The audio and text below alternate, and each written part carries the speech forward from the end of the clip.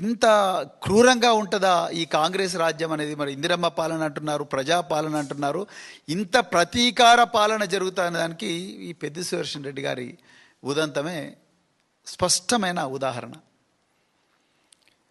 నర్సంపేటలో ఉండే కొంతమంది వ్యాపారస్తులు వాళ్ళు వట్టినాగులపల్లిలో వాళ్ళు ఒక భూమిని వాళ్ళు అక్వైర్ చేసుకొని వాళ్ళు వాసవి కన్స్ట్రక్షన్ అని ఒక కన్స్ట్రక్షన్ కంపెనీ ఉన్నది, ఆ వాసవి బిల్డర్స్కు అమ్మేసిండ్రంట. ఆ వాసవి బిల్డర్స్కు ఈ నర్సంపేట వ్యాపారస్తులు అమ్మేసిన భూమి మీద ముఖ్యమంత్రి గారి సన్నిహితుడైన ఫహీం ఖురేషీ కన్నుబడ్డదని నాకు కొంతమంది ఆ హాస్పిటల్లో నర్సంపేట వాసులు కొంతమంది చెప్పిండ్రు, కొంతమంది నాయకులు ఆ వాసులు చెప్పిండ్రు. దానితోని ఈ ఫహీం ఖురేషీ అదేవిధంగా వాసవి ఎవడోడు విజయ్ కుమార్ అంటాడు, ఎవడో ఆ విజయ్ కుమార్ అంటాడు, అదేవిధంగా ఈ ఫహీం ఖురేషీ వీళ్ళిద్దరూ కలిసి సైబరాబాద్లో ఎకనామిక్ అఫెన్సెస్ వింగ్ అని ఒకటి ఉంటుంది, ఈఓడబ్ల్యూ, వైట్ కాలర్ అఫెన్సెస్ కోసం ఉంటుంది.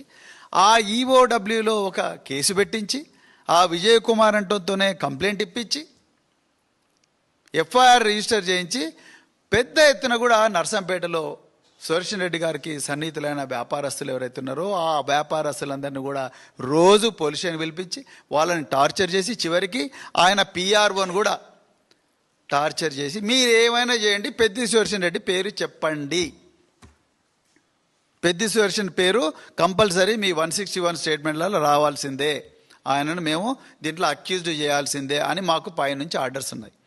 పాపం ఈయన ఏం చేసిండు, అరే సివి ఆనంద్ నాతో పాటు కమిషనర్ సివిల్ సప్లైస్గా పనిచేసిండు, కనీసం ఈయనకన్నా చెప్పుకుంటే మా బాధలు ఏమన్నా తీరుతాయేమో, ఎందుకంటే ఆయన అప్పుడు సివిల్ సప్లైస్ కార్పొరేషన్ చైర్పర్సన్, మా బాధలు ఏమన్నా తీరుతాయేమో అని చెప్పేసి నా సివి ఆనంద్ గారికి ఫోన్ చేస్తే, సార్ నా చేతులు ఏమీ లేదు, అంతా కూడా ఫహీం ఖురేషీ లేకపోతే ముఖ్యమంత్రి కార్యాలయం చూస్తుంది, మాకు ఇదంతా ఏం సంబంధం లేదు అని చెప్పి ఆయన చేతులు కడుక్కున్నట్టుగా ఆయన చుట్టూ ఉన్న సన్నిహితులు ఆప్తులు ఆయనతో ఆయన పంచుకున్నట్టుగా వాళ్ళు నాకు ఈ 3-4 రోజులలో చెప్పారు. ఇంకొక మాట కూడా అన్నారు, అరే ఈ సుదర్శన్ రెడ్డికి ఇంకా ఏం పని లేదా, ఈ సివిల్ సప్లైస్ కుంభకోణం అని తిరుగుతూ ఉన్నారు, అదేవిధంగా మరి విద్యాశాఖలో జరిగిన బంకర్ బెడ్ల కుంభకోణం అని ప్రభుత్వం మీద ఫైట్ చేస్తున్నారు, ఇవన్నీ అవసరమా, కామ్గా ఉంటే అయిపోదా అంటే, నువ్వు కామ్గా ఉంటే, నువ్వు సైలెంట్గా ఉంటే, రేవంత్ రెడ్డి ప్రభుత్వం చేస్తున్న కుంభకోణాల మీద మాట్లాడకుండా ఉంటే నీకు వెపన్ లైసెన్స్ రెన్యూ చేస్తాము ఇండైరెక్ట్.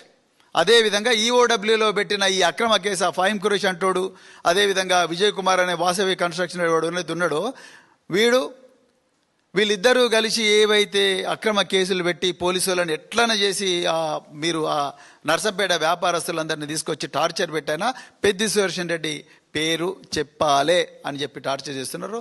ఈ టార్చర్ అంతా ఆగిపోతుంది కదా, ఈఓడబ్ల్యూ కేసును మళ్ళీ మూలకు పడేస్తాం, అయిపోతుంది. ఎందుకు నువ్వు ఇంత లొల్లి పెడుతున్నావు, ప్రభుత్వంలో అవినీతి జరుగుతున్నదని అని చెప్పి వెనక నుంచి మళ్ళీ దొడ్డిదారిన రాయబారాలు ఇవన్నీ కూడా జరుగుతూ ఉన్నాయి. ఇప్పుడు మీరు సెక్యూరిటీ రివ్యూ కమిటీ అన్నారు, సెక్యూరిటీ రివ్యూ కమిటీ మరి ఈ సివి ఆనంద్ గారు నాకు ఒక నోటీస్ ఇచ్చారు, ప్రవీణ్ కుమార్ నీకు కూడా సెక్యూరిటీ తగ్గిస్తున్నాం, నీ బుల్లెట్ ప్రూఫ్ వాహనాన్ని రద్దు చేస్తున్నాం, ఇగో నీ మీద మాకేం లేదు కానీ మీకు సెక్యూరిటీ రివ్యూ కమిటీ నీకు భద్రత తగ్గించామని రికమెండ్ చేసింది అన్నాడు. అందులో చెప్పుకుంటూ ఆయన నాకు ఒక లెటర్ రాసిండు సివి ఆనంద్ గారు. ఆ లెటర్లో ఏం రాసిండయా అంటే, తెలంగాణ ప్రజలు జాగ్రత్తగా వినాలి ఈ విషయం. Security provided by the state is preventive, dynamic and threat-based. It is neither permanent nor attached to the status, office, rank or past service of any individual. Its nature and scale are periodically reviewed with reference to the prevailing threat perception, the capability and intent of the threat source, individual vulnerability and overall internal security situation. అంటే ఈయన ఏం చెప్పాలనుకున్నాడంటే, ఒక వ్యక్తి గతం వల్లనో లేకపోతే ఒక వ్యక్తి స్టేటస్ వల్లనో, ఒక వ్యక్తి పలానా ఆఫీస్లో ఉన్నాడనో, ఒక వ్యక్తికి ఒక పలానా ర్యాంక్ ఉందనో సెక్యూరిటీ గవర్నమెంట్ ఇవ్వదు. Point number 1. Point number 2, government ఎప్పుడు కూడా సెక్యూరిటీ ఒక ఉపద్రవాన్ని ఆపడం కోసం, ఒక వ్యక్తి హత్య జరుగుతుంటే హత్య జరిగే అవకాశాన్ని తగ్గించడం కోసం, మాత్రమే, అదేవిధంగా ఇతనికి ముప్పు ఉందా లేదా అని చూసిన తర్వాత మాత్రమే ఆయనకు సెక్యూరిటీ ఇస్తారని గౌరవ డీజీపీ గారు పారా నెంబర్ 6లో మాకు ఇచ్చిన నోటీసులో, ప్రవీణ్ కుమార్కి ఇచ్చిన నోటీసులో రాశారు. ఇది అందరికి కూడా జనరల్గా వర్తిస్తుందని వారు చెప్పకనే చెప్పారు. కరెక్ట్. సో బాగుంది, ఇప్పటివరకు మంచిగా ఉంది. కానీ ఇప్పుడు నేను అసలు విషయానికి వస్తా. అయ్యా డీజీపీ గారు, రేవంత్ రెడ్డి గారు, మరి మీ ఆదేశాల మేరకే నేను చేసిన. ఆయన ఎవరు అడిగినా కూడా నాకేం తెలుసు, సీఎం గారు ఏమన్నారు చేసినా అని ఆయన అంటున్నారు. సో మేము చేసినంత పని మీరు ఎక్కడ చేసిండని కొంతమంది అధికారులను అడినట్టుగా నాకు తెలిసింది. సరే అవన్నీ ఆ విషయాలకు, ప్రొఫెషనల్ విషయాలకు నేను పోను, అది ఇది వేదిక కాదు, నేను మాట్లాడాను వాటి గురించి. కానీ నేను ఒక పాలసీ మ్యాటర్ మీద మాట్లాడతా. ఇప్పుడు మైనంపల్లి హనుమంతరావు ఉన్నాడు. మైనంపల్లి హనుమంతరావు ఏం కోంబింగులు చేసిండని, ఏ అల్ఖాయిదా తీవ్రవాద సంస్థ, లేకపోతే ఏ లష్కర్ ఏ తొయ్యబా, ఏ జైషే మహమ్మద్, ఏ సిపిఐ మావోయిస్టులు మైనంపల్లి హనుమంతరావును టార్గెట్ చేస్తారు అని చెప్పి ఆయనకు 2+2 గన్మెన్ ఇచ్చారు. చెప్పాలి డీజీపీ గారు, ఎందుకంటే now you have clearly mentioned that the state, the security provided by the state is preventive, dynamic and threat based. It is neither permanent nor attached to the status, office, rank or past service of any individual, not just Praveen Kumar, any individual, not just Petti Sudarshan Reddy, any individual. మరి అట్లేటప్పుడు మైనంపల్లి హనుమంతరావు గారికి 2+2 gunmen ఎందుకు ఇచ్చారు?